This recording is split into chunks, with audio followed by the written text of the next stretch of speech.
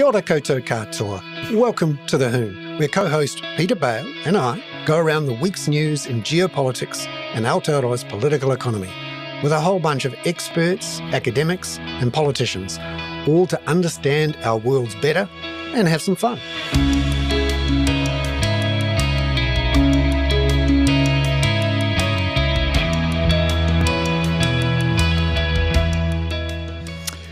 Tēnā koutou katoa, and welcome into The Hoon. I'm Bernard Hickey for the Kakao with co-host Peter Bale, trying to avoid getting swamped in a tsunami of news. A tsunami of news, Bernard. But you're looking very warm and sort of cozy over there as well in Waiheke, are you? Yes, nice and warm. I've got some merino on, and I'm set up for the winter, which is excellent, which is great. And I've got. Did we sort out some heating for your house? Because I think last week we talked. Your house can be a little bit damp. Yeah, no, we're okay. We want you to have warm and dry houses, even if it's not provided by very important. Very important. We'll talk about that later today with Angela Dalton, the Auckland City Councillor, where homelessness in Auckland has doubled in the last year, and we've had plenty of new information and debate about that, which is good. But let's talk about the tsunami then. Yeah. Because you didn't go for your swim today, because Lynn said, "Jesus Christ, we're not going for a swim. There's a tsunami." Now, yeah, I thought it was actually perfectly understandable of the New Zealand authorities to do that. I mean, having covered that one, I think it was 2011, the huge Japanese one, it's not so much the size of the wave and so on, it's the level of movement, the scale of it, and the power that comes from it. It just seemed, people are bitching about it. It just seems unreasonable when these poor people are trying to look after us. Yeah, I mean, it is loud, and it makes you want to throw your phone across the room, but it'll save us. And the one that went off at 2:45 this morning was good, because it's only 15 minutes earlier than I normally get up, so it was like an alarm, so it was good. Well, I just realised it reminded me of a few years ago in that lovely restaurant in Wynyard, Baduzzi, sitting, waiting to go to the theatre. I mean, this is a very kind of, not that we use the word yuppie anymore, but it's a very Herne Bay-ish kind of event. And the alarm went off, and we all realised that Auckland was going to be going back into lockdown again. It's exactly the same sound. Yeah, and I'm guessing, we were joking today about how maybe they should change the sound to be less irritating. Maybe some sort of relaxing, some sort of Eagles song, some sort Jesus. Anyway, it will save us, and it is painful, but it sounds like they've got some tech issues, because everyone seemed to get different messages at different times. Some did get it, some didn't get it. Yeah, I think we need to be also a little bit fair about this. I mean, it is a hell of a thing to do, to push through into the mobile network, but also just on the specific issue of, like, I don't. Do you remember as a kid thinking about tsunamis? Yeah, I mean, I've been quite affected by the visuals of the tsunamis in Thailand, and also the ones in Japan. Just the relentlessness and the power that's what I mean. Of them. Yeah. And Fukushima could easily have been a country wrecking event for Japan. It was that close, and no doubt there'll be a fantastic miniseries. Yeah, I think it's just the relentlessness of them. Because I was, you go to places in Auckland now or New Zealand around the beach, and it'll say, "Here's your." I mean, I've seen this at your place actually, not necessarily at your house, but because I think you've probably, I would say, Lynn's probably peeled them off and put the tsunami warning signs around as a sort of piece of decor. But you go to, like, apparently Point Wells is the result, or was the result, of a very big tsunami in the past. So it happens. Oh, yeah. So anyway, I reckon these guys need to be cut some break. Slack. Yeah. Now, speaking of people who have got a break, the FBI have got a break in a big case, and they're going to set up an office in Wellington. Isn't that amazing? Well, it was kind of interesting seeing that Kash Patel visited the Beehive today, and I thought Nicola Willis talked about it in the way that she did when she was showed her human side when you made her a gin once a long time ago, when she came in, gin and tonic, not just a pure gin. That would be ridiculous. And yeah, she said Kash Patel was being followed around with a lot of very good-looking tall men in suits. What I love is did they have an armor-plated golf cart like the one that Donald Oh, Trump no, had no, in no. Well, Scotland? he doesn't deserve an armor-plated golf cart. I mean, the president deserves an armor-plated golf cart. The question with the president, of course, is did he cheat? And I think the answer is he always cheats. But yeah, it was interesting seeing also the reaction to the Kash Patel thing. And I don't want to go into it too much because, again, we try to do stories where we can add value. But it's not entirely unreasonable for him to be here, B, for the FBI to have an office here, which will be part of the US Embassy in Wellington. In fact, and I looked up, I've got its telephone number. The telephone number for the FBI office, should you need it, is the same as the US.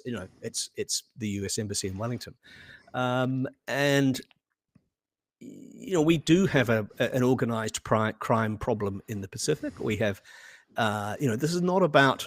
I've seen a lot of talk today about Five Eyes and so on, and he is not the director of the CIA. That's John Ratcliffe, but we do have organized crime problems, and of course we had quite serious organized crime or money laundering issues when New Zealand lost control of its trustee businesses and its offshore companies process under John Key. Leading to the Panama Papers. So this is not a completely mad place to. No, and there's been some very good reporting this week from Barbara Drever at One News about the meth catastrophe in Samoa and in many parts of the Pacific. A lot of the meth is coming from the States, and I'm sure there's stuff going to the States as well. And yes. If we're going to have a functional and friendly Pacific, we need to get on top of this stuff. And the Americans, they got a lot of resources. They really like their wars on drugs, so maybe they can spend some of that money. Well, yeah, there's that burner, but there's the FBI is there for crime, not intelligence as such. But also Michael Field, our friend who's been on the show, posted a picture this week of a cigarette boat, effectively a very, very powerful, what looked like a cocaine smuggling boat, found in the Solomon Islands this week, or the Marshall Islands, I think. In fact, I apologize. And that's pretty extraordinary. It's been abandoned to the sea for a long time, so it's kind of hard to know was it actually delivering to the Pacific, or has it just come across after many months of being? But this is a global trade, and I can see why they're doing it. Yes. Now on politics, we've had a big event this week, which is the government essentially making it impossible to vote if you haven't enrolled more than less than 13 days before the election, which could wipe out potentially 100,000 votes, many of which would have gone to Labour and the Greens and to Party Māori. What was the word he used, Bernard, to describe the people who might not get it? Was it stuff-ups? Drop kicks. Drop kicks. I mean, this is democracy. And the thing that I immediately thought of, so I think this is classic, and I'm not a conspiracist, as you know, but this is classic right-wing Atlas Network strategies. What are they about? Diminishing the ease of voting, particularly for Indigenous groups, smaller groups, and so on. We've seen this playbook, and David Seymour just keeps flicking out these cards. But the funny one about it, of course, is possibly, I'm not a huge Larry David fan, but the opening episode of the 12th series of Curb Your Enthusiasm is Larry David being arrested in Atlanta for giving a woman on a voting line a bottle of water.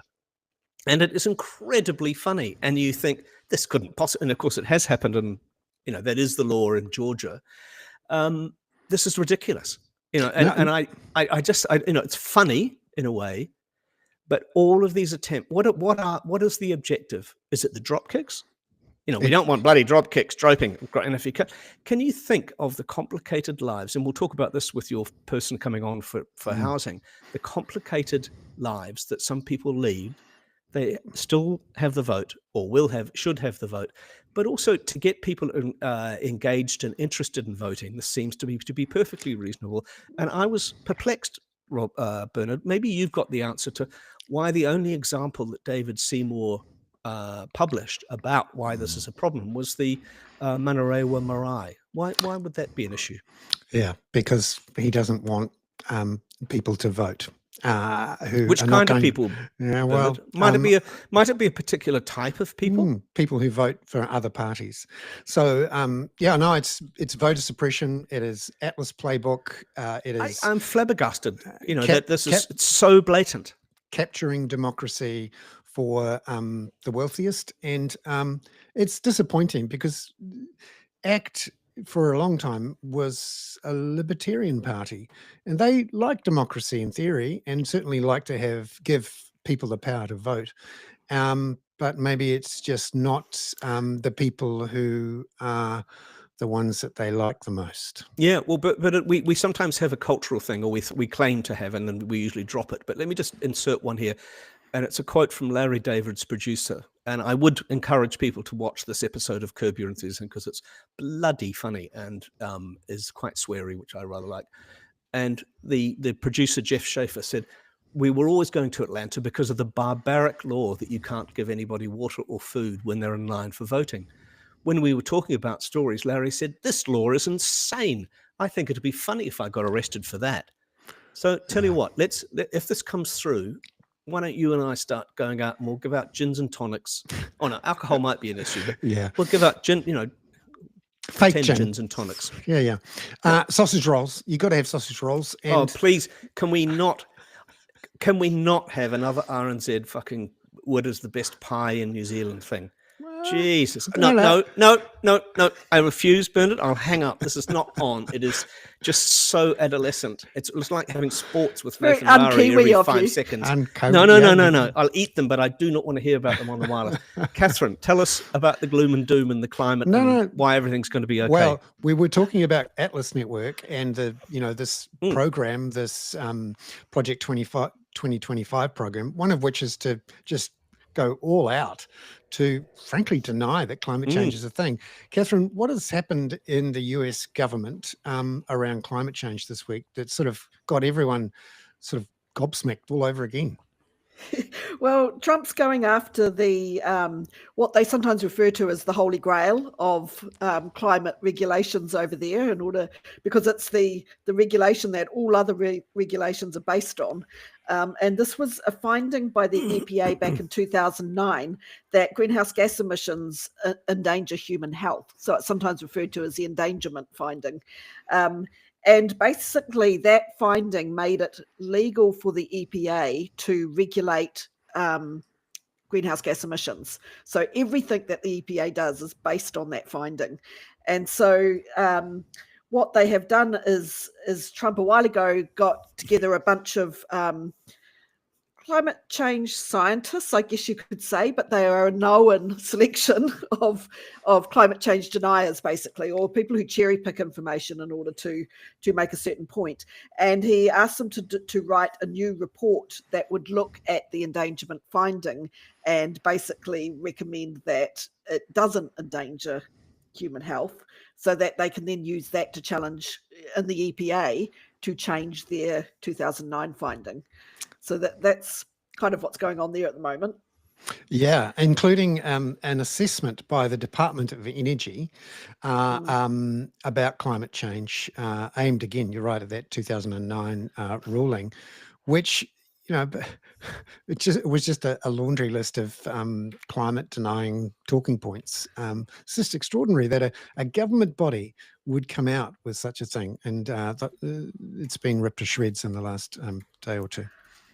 I kind of think of it as the Key approach, actually, because there's this really famous interview that John Key did with the BBC many years ago where they said something to him about, one of New Zealand's leading freshwater ecologists is telling you this about, water pollution. And John Key's response was, well, I can find another expert who will give me a different opinion on that. And so that approach can be absolutely weaponized, and this is a really good example of it. They've just, the new head of the EPA who Trump appointed hand selected a bunch of people who he knew would give him the results that he was looking for, and they're a pretty well-known bunch of names as well. Yeah, and this advice from official bodies is important. And, one of the great things about the Climate Commission is that it's pretty hard so far to stack, if you like. And so on Friday, although the timing of it is interesting. Friday afternoon drops are, stinkers. You always know that from a PR point of view, put it out on a Friday afternoon, everyone will miss it. So Friday afternoon, Climate Commission puts out this report, which is titled something very, very nondescript and not very exciting. Monitoring report, emissions reduction, open bracket, 2025, close bracket. What did it say? So that's their usual. So the Climate Change Commission, one of their jobs is to monitor our progress against the carbon budgets that have been set by the government, and so that is a regular report that they will do and put out. But this particular report they put out basically said, we're on track for our 2021 to 2025 budget, which is just as well because we're kind of months away from the end of that budget.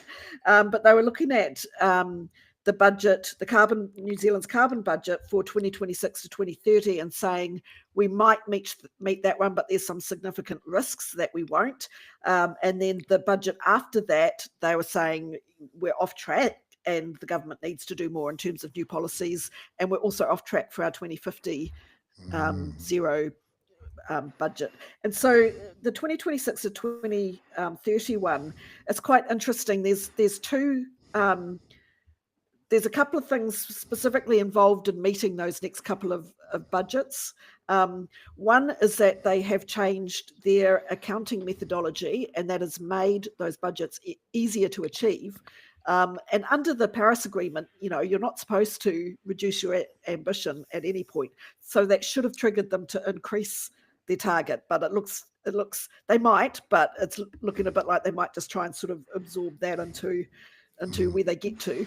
But the other big thing was the carbon capture and storage. So a whole lot of the budget, that budget and the one after, is based on this one carbon capture and storage project that they took out all of these other carbon reduction activities and policies and things, threw them all in the bin and replaced it with this one carbon capture and storage project, which now looks like it's not going to go ahead. And I think we've covered this in the past, that project there was a question mark over it. Is the word bogus?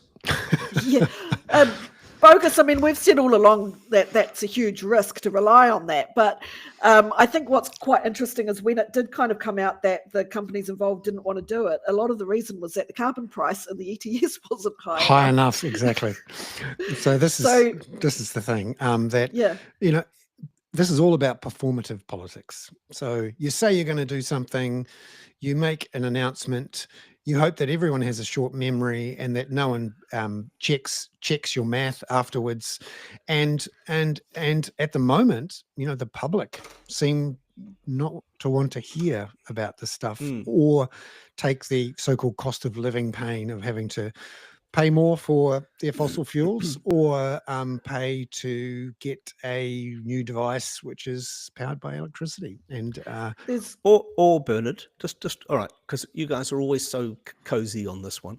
Or we build a couple more hydroelectric operations. We build the hydro battery, which I know was cancelled, but it's not just about people wanting gadgets, is it? It's about planning properly. And if you've already given privatized companies control of the infrastructure, it makes it doubly difficult to actually take advantage of the things that New Zealand should be taking advantage of, isn't it? But there's actually another big issue coming down the line as well in the 2030s is that there's the very, very real chance that the ETS will stop working as a policy measure. And that's to do with the amount of forestry that we're planting as the cheapest way to offset instead of doing any other kind of carbon reducing activity. And so there's going to be a whole bunch of those certificates flooding onto the market. And that means the government won't be able to auction any. It will probably, the price of carbon certificates will sink to the marginal cost of forestry, which is kind of $50 to $100 a tonne, I believe. And so unless they restructure the ETS, that sort of starts to become redundant as well. Quite apart from all of the issues with planting that much forestry, which is increasingly there's being recognised as that there's a social cost associated. Well, I think with they're that. going to be starting to plant it in Hoon Bay, and then I'm going to be really pissed off. If they plant it over my Puta cows, I'm going to be very toey. Yeah, no, it's a problem for national too, particularly in the regions where there's an awful lot of sheep and beef farmers who hate these pine forests, and until someone offers them a very large chunk of money. But politically, there's an interesting opportunity here for you could call it the progressive green side to get together with the conservative old national. That's kind of what I was meaning, Bernard. Yeah, just that because it goes to the infrastructure thing. It goes to whether we can have growth.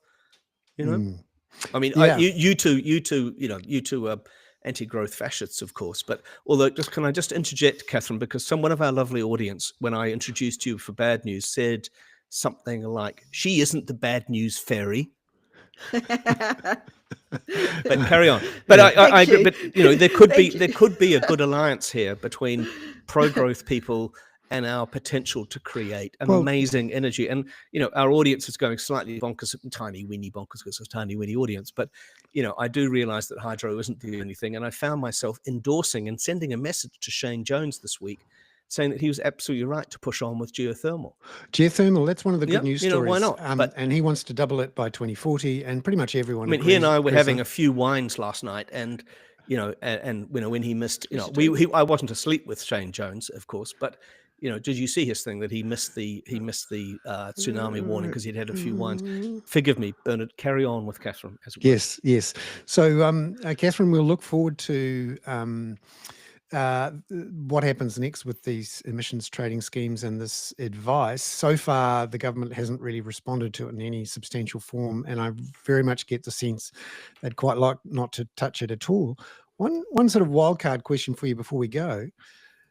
There is genuine talk within Federated Farmers, groundswell, parts of the Provincial National Party and ACT and New Zealand First up front to pull New Zealand out of the Paris Agreement. Is there any prospect of that? I mean, you would think that it would be, how do I put this?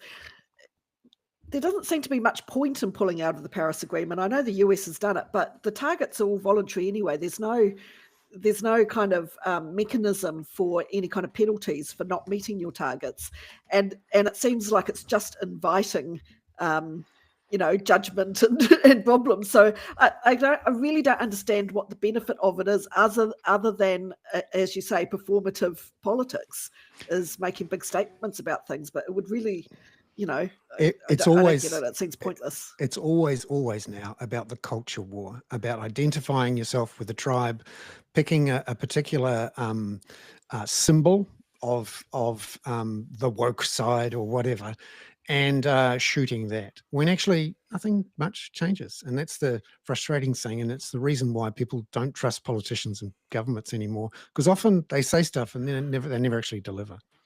It's interesting in the US, actually, that a lot of manufacturers and a lot of industries are pushing back against this EPA decision, because they're kind of saying we've already spent money complying with the rules, and we know that it will change again in the future, so we don't want to have to spend the money twice, to achieve the same thing that we're already achieving now. So there's a lot of pushback, actually, from the industry being regulated, that they don't want those regulations to disappear. So yeah. Don't trust politicians. Good to see. Hey, great to see you again, Catherine. Thank you very much for coming onto the show. Catherine, you are amazing to be there, and I don't see you as the bad news fairy. That was a really bad thing of me. You occasionally bring good news as well, but then I have to also then beat myself up for wanting to sort of be positive about climate change, because it's going to be lovely. Get yourself a really fast, juicy, sporty electric car. That'll make another one. Yeah. Well, yes. I might. A Renault 4 would be good. Oh, yeah. Now, I'm honest. I think the baddies in the movies have more fun roles to play anyway, so I'll do the bad fairy.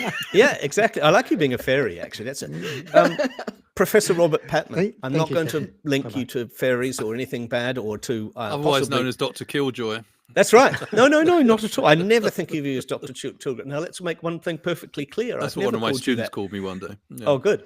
Now, we're going to do the international section with you, and because Simon needs to do it as a sort of two, I'm also going to say I'm hoping that Hala Jabba will be joining us shortly from Beirut, and if she doesn't, I may never speak to her again. No, I will. But I think we can give her some slack.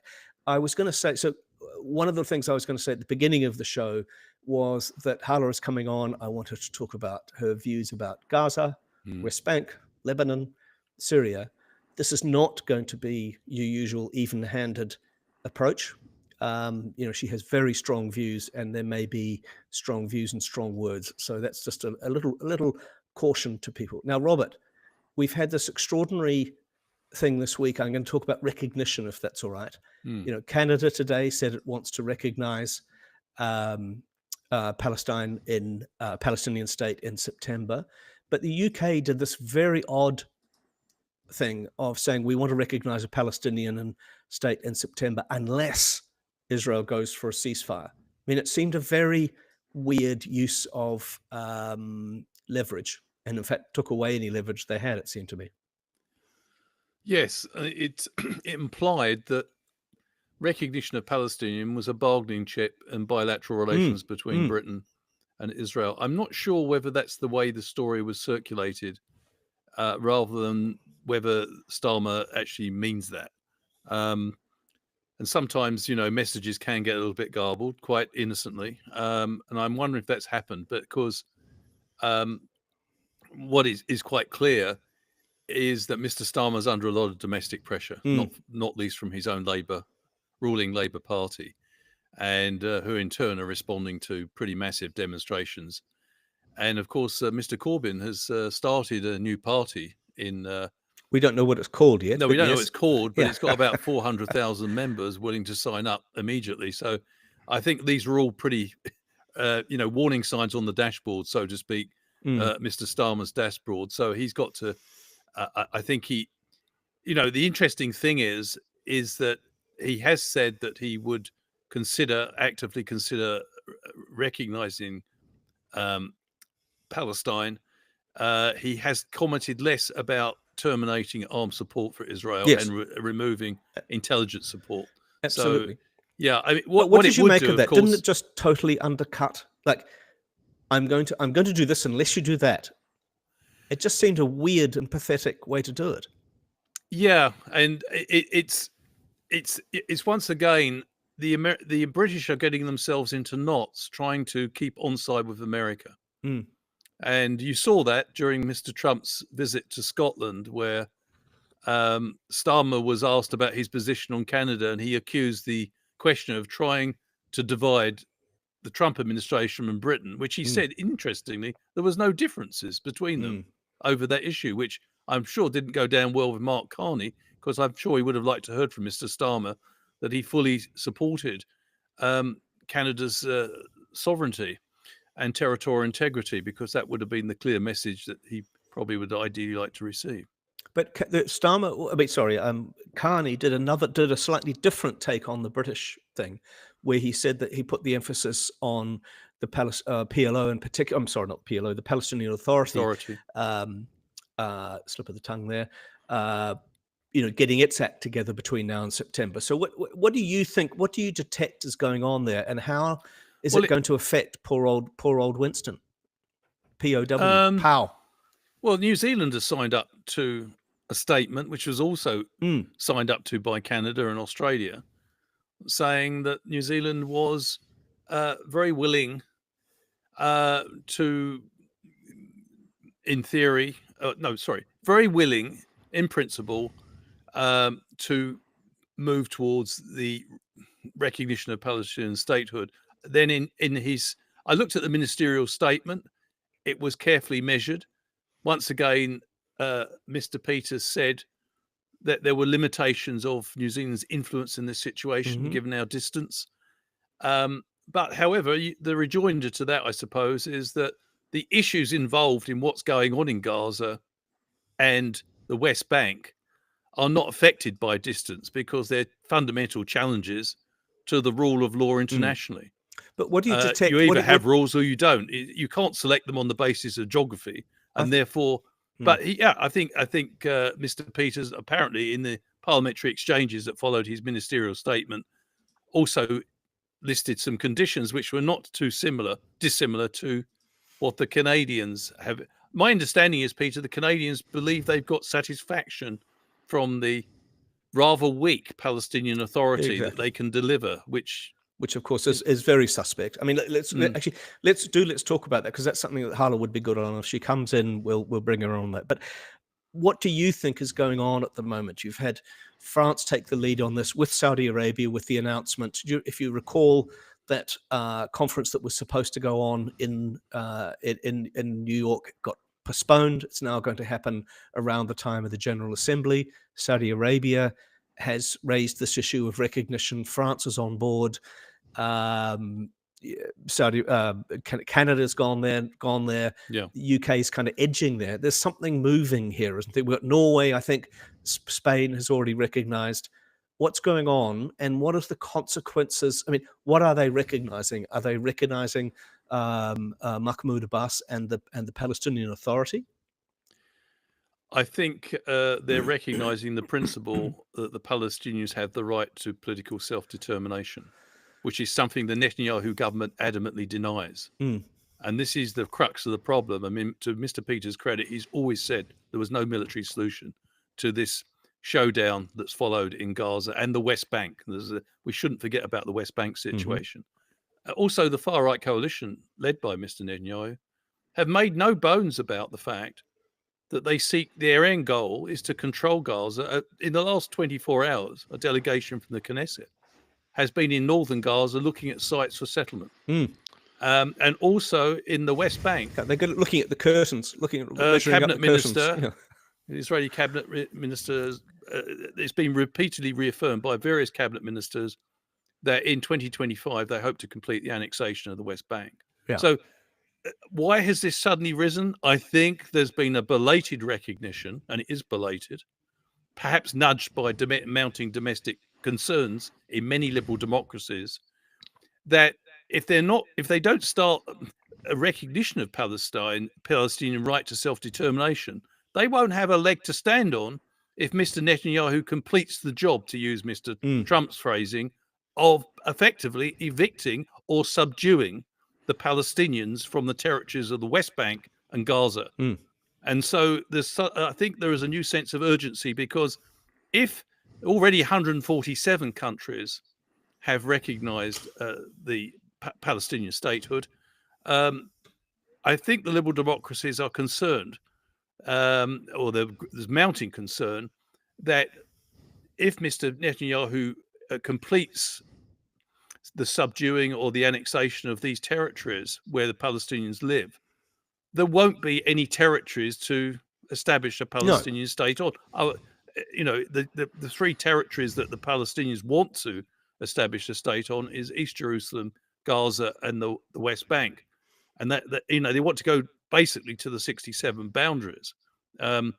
So I think that there is a recognition that it's belated, because Netanyahu for the last 25 years said he's not interested in a two-state solution. And the biggest question that we should be all asking, I think, is why have countries like Britain, Germany, and the United States, and up till the second Trump administration, it was the official position in the United States wanting a two-state solution as well. Why have all these countries which want a two-state solution armed a party which is dedicated to preventing it? Well, I think we know. Okay, let me just ask you two. We're not in a pub as such, but if I were down in Dunedin, wherever that is, and having a chat with you, and what do you mean wherever it is? You know where it is. I know where it is. You've got the scarf for it. I've got the scarf for it. You need the scarf for it, and a bit more. So let me put it to you. The United States has already given up unofficially on the two-party state. There is no. It completely rejects it. Mike Huckabee, the U.S. ambassador, totally rejects it and supports Judea and Samaria. Trump will support whatever is the best. He's already recognized the Golan Heights. But just think about the implications of this, Peter. Okay, well, I ask the questions first, and then you do the answers if you like. If you don't. Sorry. But so that one question, right? Put it this way: the United States completely abandons officially the two-party state and says, "Fuck it, we're supporting Israel. They can all go to hell." And this is not a Palestinian state. It's no longer there is no two-party solution. It's going to be cleaning out people. And yes, of course, we'll support genocide before somebody else tells me that that's what it means. That's first question. Go for it. I'm sure that may be a discussion that's gone on within the Trump administration, but not for the first time. The Trump administration may not fully understand the consequences of their own actions. What do I mean by that? No, just imagine Israel is pretty stretched sustaining a military campaign with very generous support from the United States and Western allies in Gaza. West Bank has got 4 million people in it, and Gaza's got 2 million. Now, just imagine for a moment, theoretically, that Netanyahu did exactly what you just said. He cleaned out the West Bank, ejected 4 million people. Let's just say, I mean, I wish I'd come up with. I mean, I'm supposed to be a wordsmith. I wish I'd come up with a better phrase, but let's use that phrase. Yeah. Well, let's put it this way. They achieved their objective of a greater Israel based on those two territories. Let's just say hypothetically that was achieved.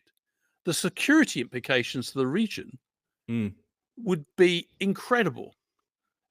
First of all, they would be facing full-blown insurgencies in the West Bank, even much more than they are at the moment. What's more, many Arab countries which have sat on the fence and done relatively little throughout this crisis may well feel obliged to actually start supporting the Palestinians, not least because a lot of Palestinians would probably be forced into their societies.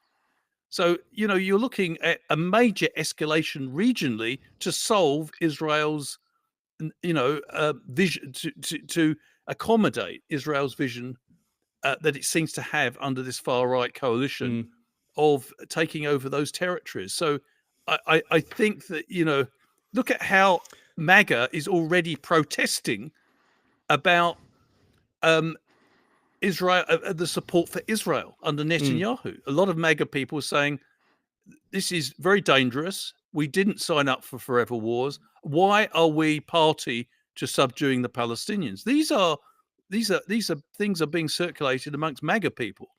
If Mr. Trump says yes, those pressures on him are going to intensify, and someone, and probably not in his cabinet because they all say yes, sir, but someone is going to get through to him and say, look, Donald, this is going to create a domestic storm for you. It's going to destroy MAGA.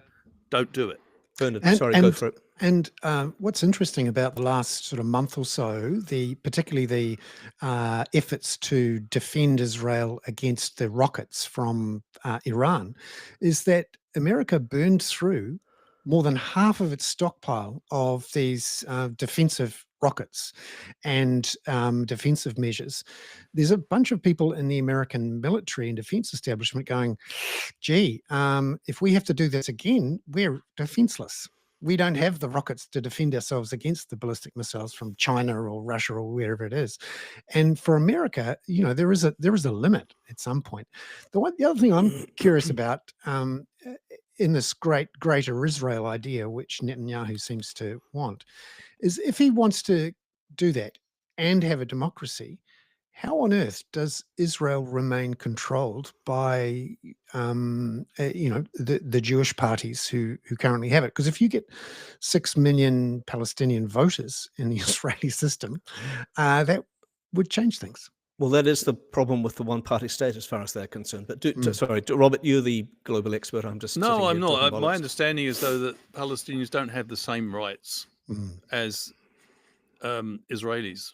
When it comes to let's just be clear. Israeli Arabs, of course, have the same rights. Yes, but Palestinians who live in the occupied territories and Gaza do not. It's pretty. But there are. I think there's 2.5 million Palestinian. They're subject Israeli to all sorts Arabs of restrictions as it is. Limited within the occupied territories. In the occupied territories in Gaza, absolutely. I'm not trying to be the Israeli spokesman I just here, think though one of the ironies of his present situation is that Netanyahu, in a sense, after the 7th of October, which was just the latest phase of a long-running conflict between the Israelis and the Palestinians, saw an opportunity to, if you like, extend his vision of taking over, extending Israeli sovereignty over the West Bank and Gaza. What is interesting is that in pursuing this line, he has actually popularized the Palestinian narrative. Mm. And what we've seen is a number of countries, not least the United States, which has been solidly pro-Israeli, showing serious signs of fracturing. And now it's affecting Mr. Trump's political base. Yeah, that's what I wonder, Robert, where this is, and this is where it gets kind of interesting, and we don't, is the boomerang effect of Benjamin Netanyahu having spent 2.5, nearly 3 years. Of course, we all remember October 7th. We know who started it and triggered it and so on. And we also remember the 75 years behind it. But the loss of global diplomatic, political, moral support for Israel as a nation, or certainly under the Netanyahu regime, that is an extraordinary sort of asset to have blown up. And I wonder if you think sometimes about the Biden remark when he flew to Israel immediately after October the 7th and more or less said, don't do what we did after 9/11 and blow up the goodwill. The problem with that remark was that Mr. Biden was inconsistent when he said that, because he proceeded to help Mr. Netanyahu do exactly, pursue a military solution to a political problem. That's what in many respects, in the so-called war on terror, the United States relied too heavily on military solutions. And it was a tragedy, actually. There was a brief period after 9/11 where the George W. Bush administration said, we must solve the Palestinian issue to drain the swamp of discontent in the Middle East and therefore weaken, terrorism. But in domestic politics took care of that. Dick Cheney wouldn't have a bar of it, nor would Donald Rumsfeld, the defense secretary, and they brought Mr. Bush into line rather rapidly at the expense we can of go back Colin Powell. to the first Gulf War, where, of course, Yasser Arafat rather foolishly supported Saddam Hussein and therefore blew up the opportunity for the Palestinians to sort it out there. I think we need to have one of those kind of theatre events. I don't know. Are there any theatres in Dunedin where we could actually do this together? I mean, are there? Yeah, because this would be such an interesting conversation. I worry that we digress. No, but I mean, putting aside the circumstances, you're so good at this, Peter, I do think that the United States made a major omission after 9/11. I think Bush's instincts were immediately correct, but for various reasons, he wasn't able to carry his administration in that direction. And I think the events we're talking about now is a direct downstream effect of the United States not being an effective broker. It's completely committed to one side in a conflict between the Israelis and the Palestinians, and it's got the power, but it hasn't got the authority and credibility with the Palestinians. Robert, just to add two things to that, and I know you've got to get away and actually teach some people, and this is one of the things that I would have put to Hala. I'm sorry she wasn't able to come in the end, and we have another guest, of course, coming to do domestic things. But sure. I wanted to call out Ben Gvir, the Israeli right-wing minister, talked about it being morally bankrupt to send aid into Gaza, and this was this week. And he said the only thing to send into Gaza is shells. And, I think that was a reflection on his morality rather than anyone else's. The fact that he could make such a statement and be completely oblivious to the fact that 20,000 children have died who are not members of Hamas since this events of 7th of October. I'm not in any way justifying Hamas's attack, but the response was disproportionate and inaccurate. They didn't get the guys who were clearly responsible for that, and not enough anyway. And for him to say such a thing, unfortunately, shows a degree of moral indifference to the plight of the Palestinians. Robert, may I just also add one thing, which if it was in a Bernard world, it might be called a soliloquy, but it's not, because I'm going to share it with you. One of the things that I find so aggravating about this conflict, and particularly this week, is the very selective choosing of a particular photograph or a particular incident to demonstrate that everybody's lying about this and Israel is the victim and there is no starvation. And of course, one of those is that the New York Times this week added an addendum to a picture that we've all seen of a boy who clearly has, and I remember seeing this picture the first time I did, and I thought, there's either sort of spina bifida or something like that going on with that boy as well. But we've got 60,000 people dead. starvation is happening. We can see it with our own eyes, even when Jeremy Bowen flies over with the BBC from Jordan, they prevent him poking a camera outside. You know, this weird use of sort of one fuck up or one problem or one case where you say, oh, that person seems to have a lot of weight, or this is just a Hamas conspiracy. How do you read that? How do we deal with that obfuscation? Well, I think one of the tragedies of this situation, there are many, of course, but one of the problems is that the Western liberal governments were not strong enough with Israel at the beginning on insisting that any counterterrorism campaign against Hamas must be consistent with humanitarian law. In particular, Western countries have passed over in silence Israel's refusal to allow independent journalists cover Gaza. You know, how many governments have protested about that? I haven't seen any. And I find that extraordinary because, quite frankly, the Israelis know, well, the Netanyahu government knows that pretty comprehensive coverage would undermine their narrative. And that's probably why it's not been happening. But Robert, you have to go and be Dr. Doom. Yeah. No. It's great to have you on. Thank you so much, Thank you Robert, very for much. coming on. Lovely. Sorry to go. But No. you. Thanks, It's all Robert. good. It's Cheers. good. Thank you. Great. Dr. Robert Patman there from Otago University. We are now lucky to be joined by the Auckland City Councillor, Angela Dalton.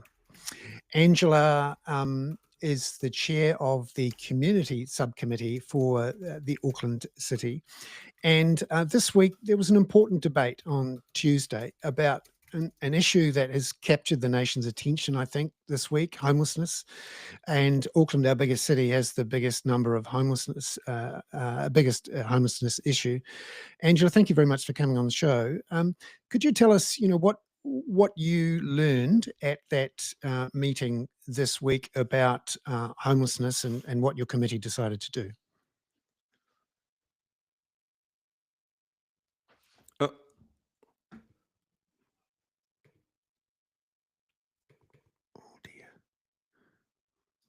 Can't seem to hear her.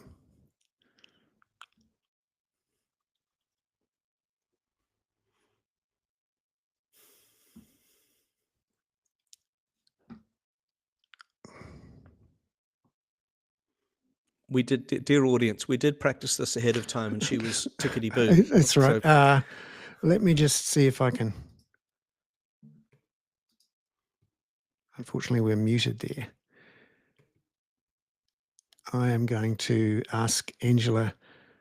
No, I'm going to ask Angela to go out and come back in again. Jump back in. Yep. Won't be a second. And everybody do remember that this is our, this is the raw, uncut. This is Bernard Unplugged.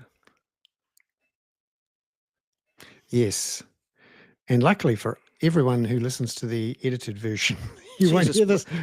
Simon makes the edited version sound like silk. It's absolutely extraordinary. Yeah. Shall I do the skateboarding dog while we're waiting for Angela to come back in? Yes, please. Would that be an efficient way to do it? And then yep. Poor old Simon can sort it out, because my skateboarding dog this week was going to be an homage to Tom Lehrer, who died this week. And I'm feeling kind of old because I talked to you about this and you said your dad was too busy watching the dairy news and country calendar. Oh no, here she is. Angela. Can you hear me? There we go. Yay. I was just about to ad-lib and do the Tom Lehrer version of the periodic table.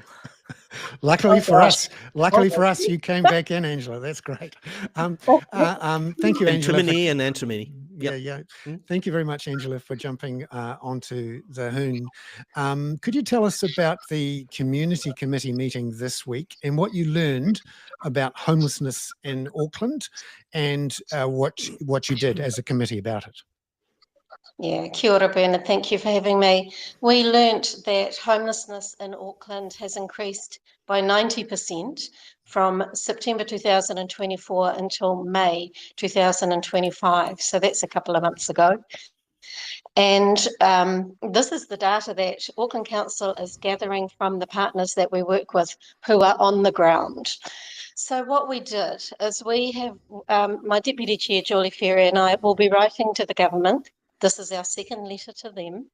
And we're asking them to please use the data that is current, not just the 2023 census data, because policy changed last year. And this is why we're seeing the increase in homeless people. And that they engage with the organisations that are working on the front line with our homeless people. So, essentially that's what we're asking for, is get real with this.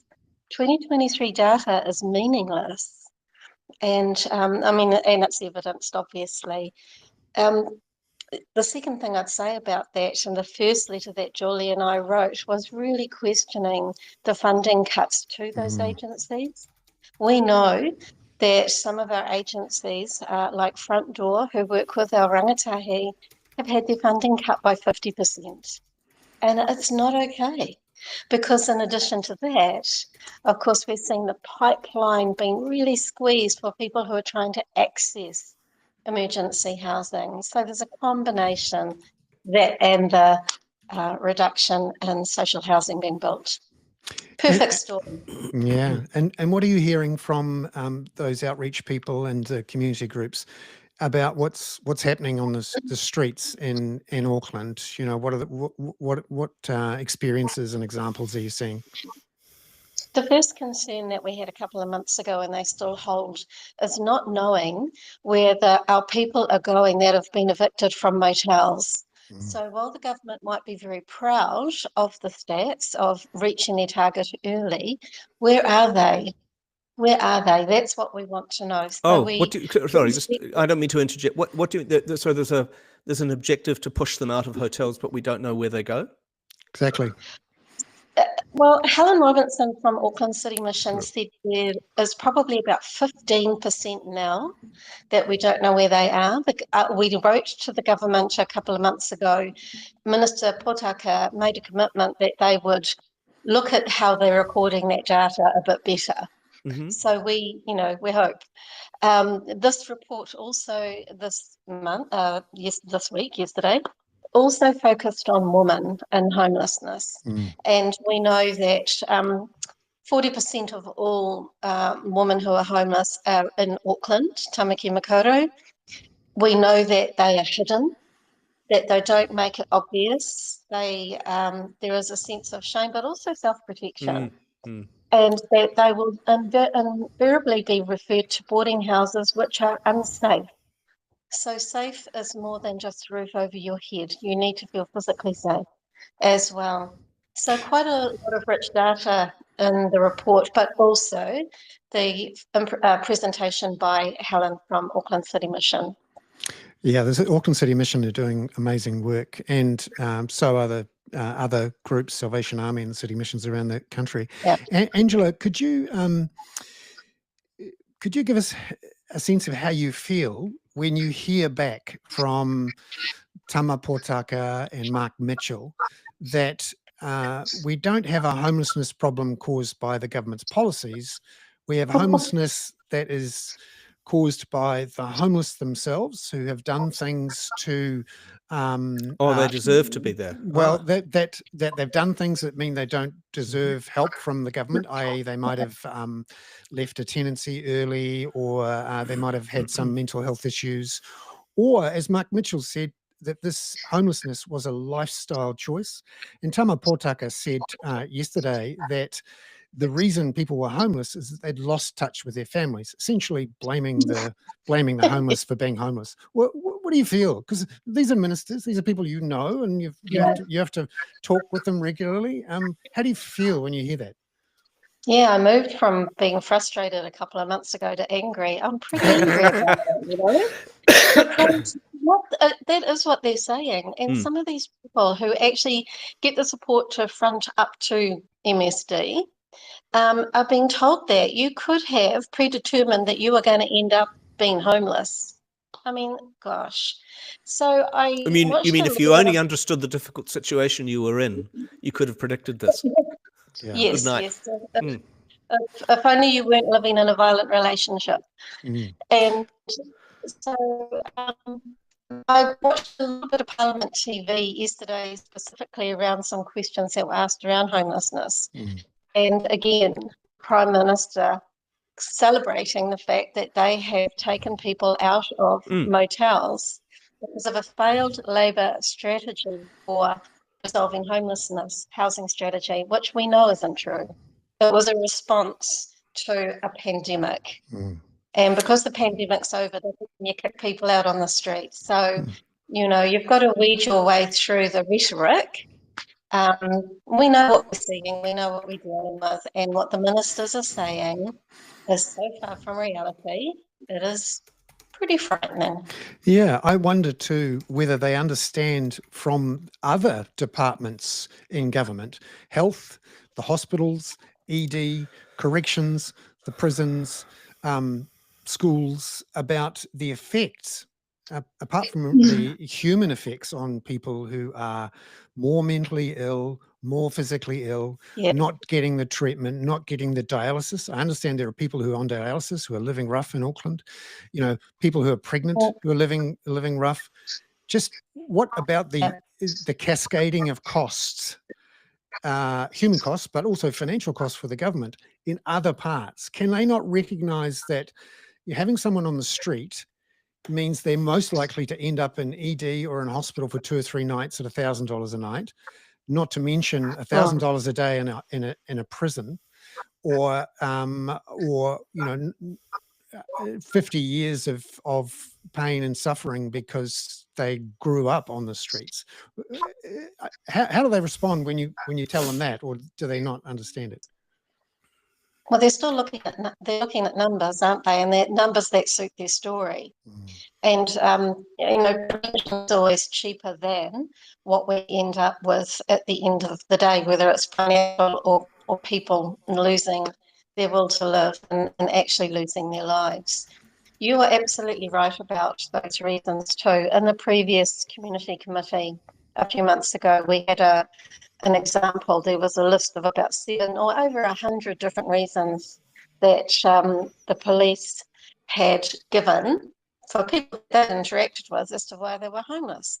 And they went from domestic violence to being kicked out of hospital because there were no mentally ill people. The number of reasons were quite broad.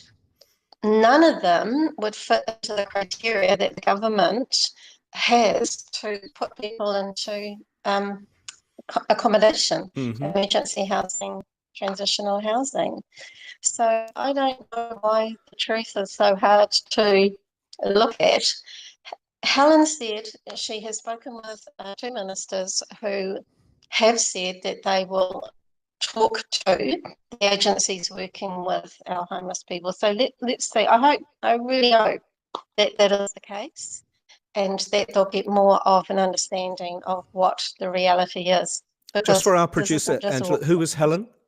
Helen Robinson, the Auckland City Missioner, who we've had on the Kaka before, and she's excellent and helping to coordinate with many others the data collection process. Because Angela, in a way, we've spent the whole show talking about this issue of information is power, and information can be used to set the scene and present a story, which can be quite wrong. All right, if the information is good enough. Is there anything more that the council or social housing groups can do to get a better bunch of data to, you know, show people what's actually going on? Because at the moment, you know, it's just the census, really. Yeah, look, what council could do itself is invest more. So we invest $500,000 into that coordination and data gathering. Now, we had to fight for that money under the first annual plan, under the current mayoralty. We were going to lose that money. So doubling that would be a good start. And that will help support the agencies working on the ground so they can use their funding for what really matters.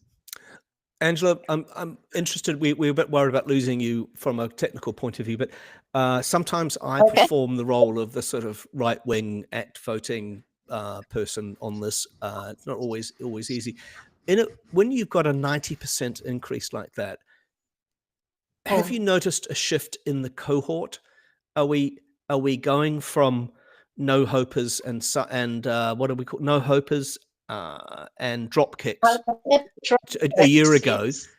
Is it a different? I mean, are these people that we might all recognise who are having to sleep in their cars if they've got cars or have lost their cars because they can't afford the payments? I mean, what's the cohort like that's shifted in that period when you've had this explosion of more people? Yes, it has shifted, Peter. It's shifted to people that have lost their jobs, that have not been able to keep up with their rent, that have been evicted. Look how many jobs have gone, particularly in Wellington. I suppose it's impacted more. But yes, we are seeing it isn't what we would call, I suppose, a traditional persons sleeping on the street who may, there are people who want to, we know that.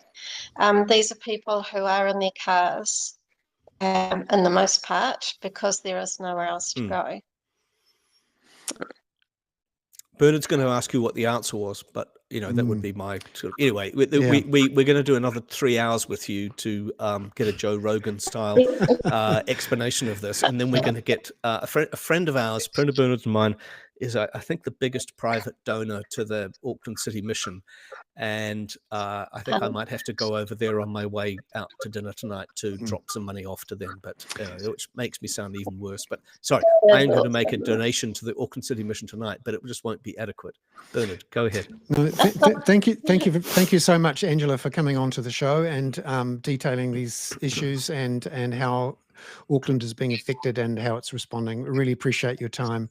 Angela Dalton there, the chair of the community committee and a councillor on the Auckland Council. Thank you. Kia ora. Thank you so much. Thank you. Yeah. Bernard, I'm hoping Simon can help me out with an edit of what I just said about going out to dinner and giving money to the homeless, because it reminded me and there's somebody being slightly annoying about it on our feed, but I think it was George Younger this is when I was a baby, well, I was old, in London, talking about people sleeping on the streets in London many years ago in the Thatcher era.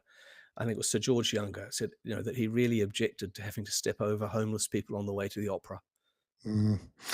Yeah, what I'm really concerned about now is that serious politicians, elected officials, are actually taking the route of denying things are happening. Yes. Just saying there's no homelessness, there's no starvation, and we can all see it with our eyes. And even with the inadequate reporting that's going on, the poor data collection, the lack of journalists, whatever, when things are obvious, you just need to walk down Queen Street, apart from every other street.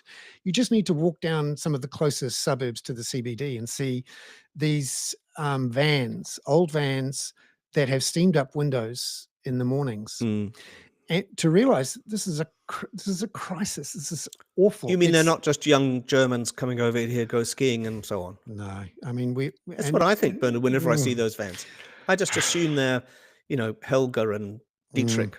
And unfortunately, one of the reactions we're seeing in councils up and down the country is to conflate so-called freedom camping and people living in vans and using it as an excuse to kick people out, and to hope that you can solve the problem by essentially kicking people out. That's what the Rotorua Council has done. And in fact, they're being helped by some new police appointed by the government. And for me, one of the darkest points in recent weeks in this whole debate was to hear Mark Mitchell, the police minister, come out and say that homelessness was a choice, a lifestyle choice. I just about threw something at the TV. And I hope that people who, understand how everyone has a bad time actually has some compassion for people who are, and lots of people, nearly 1,000 people. Are you doing now. a soliloquy when I didn't expect it? I think that's Kinda. it. Thank you. No, that's all right. It's because my piece on Kāinga or on state housing in New Zealand is, I believe, coming out finally this month. Which, excellent. I basically, I started it when I was about 11, but people might not think I'm such an asshole when they see it. Good. So good. shall we do quickly the skateboarding dog? Yes, please. Because it was about Tom Lehrer. And I do recall when my father on a Sunday morning would get some records out, the Tom Lehrer records, in between Strauss overtures. And Tom Lehrer, of course, died this week, I think 94, a mathematician, died at Harvard. And I just want to mention, because my personal favorite, well, of course, the all-time best one was possibly the Werner von Braun song. Once the rockets are up, who cares where they come down? That's not my department, says Werner von Braun. And I read a very good piece in the New Yorker this week about how he was basically, one of the great rhymers, even more so than possibly Stephen Sondheim.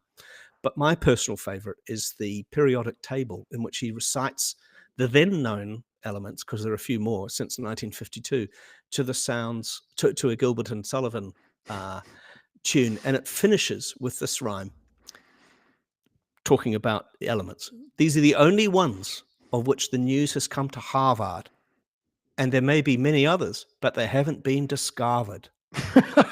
Good night. Good night. Thank you very much, everyone. Ka kite anō. This has been the Hoon. Thanks, I'm Bernard everybody. Hickey, and he was Pete Bale. See you later.